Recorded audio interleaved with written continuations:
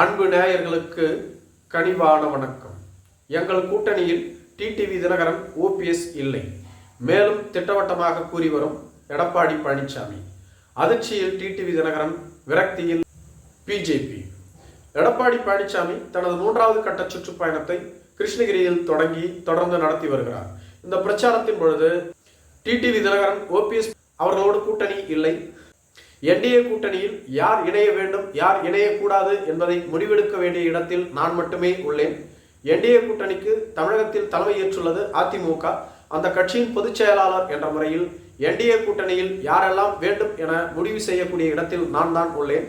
நயினார் நாகேந்திரன் போன்றவர்கள் OPS, TTV Dinakaran NDA கூட்டணியில் இருப்பதாக கூறுவதை நான் ஒருபோதும் ஏற்க மாட்டேன் என குறிப்பிட்டிருந்தார். மேலும் தனது 2வது கட்ட சுற்றுப்பயணத்தை டெல்டா பகுதியில் நடத்திய போது இபிஎஸ்க்கு பெரும் திரளான மக்கள் கூட்டம் வந்ததாக கூறப்பட்டது. அதற்கு காரணம் விஜயபாஸ்கர் என்றும் சொல்லப்பட்டு வருகிறது. விஜயபாஸ்கர் கோடிக்கணக்கில் செலவு செய்து மக்களுக்கு பணத்தை அளித்து இந்த கூட்டத்தை காண்பித்தார் என்று கூறப்படுகிறது. இந்த கூட்டம் முடிந்த அன்று இரவே அந்த பகுதியில் மக்களை திரட்டி வந்த நிர்வாகிகள் காசுகளை பிரித்து கொண்ட வீடியோ வெளியாகி இந்த கூட்டத்திற்கு பின்னால் இருந்த சூட்சுமத்தை அவிழ்த்து விட்டிருந்தார்கள். இப்படிப்பட்ட சூழ்நிலையில் தனக்கு வந்த கூட்டம் மக்கள் தம்மை ஆதரித்து வந்த கூட்டம் என எடப்பாடி பழனிசாமி கருதுவது முற்றிலும் ஏற்க முடியாது. எடப்பாடி பழனிசாமிக்கு வந்த கூட்டம் பணத்தை கொடுத்து கூட்டி வந்த கூட்டமே தவிர எடப்பாடி பழனிசாமியை ஏற்று வந்த கூட்டம் இல்லை என பலர் கூறி வருகிறார்கள்.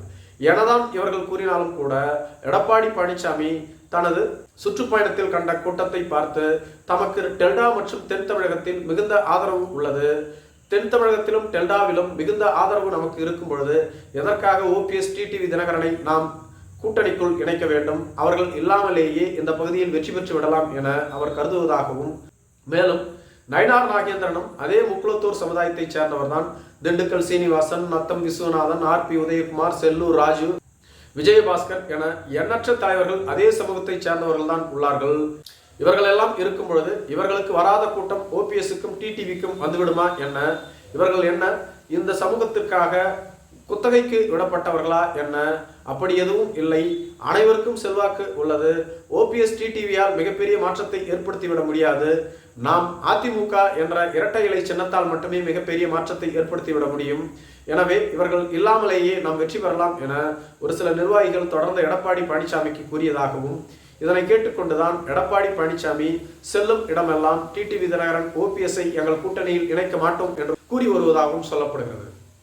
இதனை கேட்ட பின்பு டிடிவி தினகரன் மிகப்பெரிய அதிர்ச்சிக்கு ஆளாகி உள்ளதாக சொல்லப்படுகிறது. நான் என்டிஏ கூட்டணியில் தான் உள்ளேன், அதிமுகவோடு கூட்டணியில் இல்லை என 2 முறை அறிவித்து விட்டார். இருப்பினும் கூட எடப்பாடி பழனிசாமி இது போன்று கூறுவது அவருக்கு மிகப்பெரிய நெருக்கடியை ஏற்படுத்தியுள்ளதாக சொல்லப்படுகிறது. அதாவது டிடிவி தினகரனுக்கு வேறு வழி இல்லாமல் தான் என்டிஏ கூட்டணியில் உள்ளார். என்டிஏ கூட்டணியில் உள்ள அதிமுக இவரை வேண்டாம் என்று கூறிய பின்பும் கூட இவர் இந்த கூட்டணியில் இருக்கிறார் என்றால் என்ன காரணம்?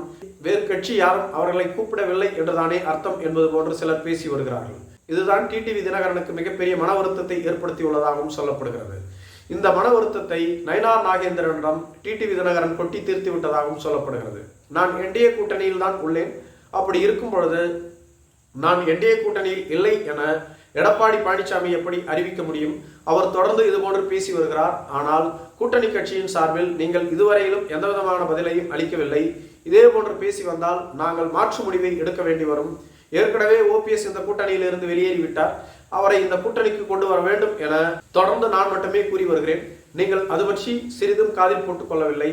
நாம் வெற்றி பெற வேண்டும் என்றால் ஓபிஎஸ் தேவை. அப்படி இருக்கக்கூடிய சூழ்நிலையில் என்னையும் இந்த கூட்டணியில் இருந்து வெளியேற்ற எடப்பாடி பழனிசாமி தொடர்ந்து பேசி வருகிறார்.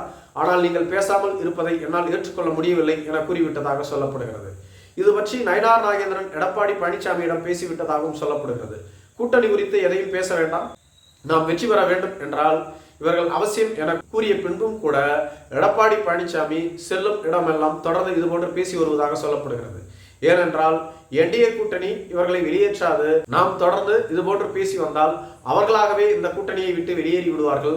அது நமக்கு நல்வாய்ப்பாக முடியும் என்ற எண்ணத்தில் தான் எடப்பாடி பழனிசாமி இதுபோன்று பேசி வருவதாக கூறப்படுகிறது. நன்றி.